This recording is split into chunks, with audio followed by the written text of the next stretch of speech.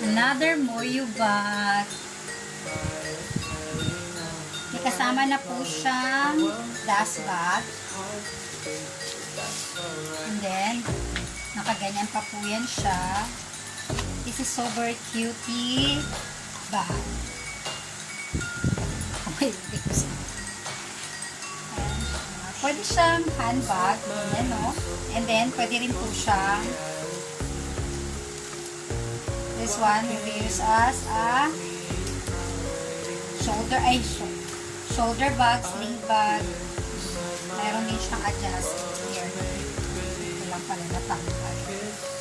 And meron din po ito this one. Siyang keychain.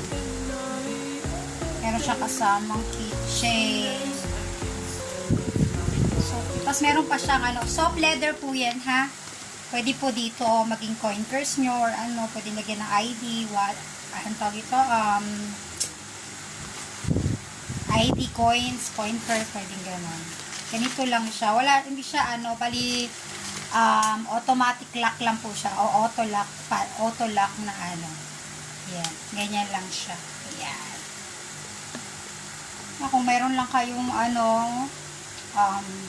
may need puntahan, bayaran, or bilihin, pwede siya. Ayan. Cellphone, wallet, pwede po. So cute, this one.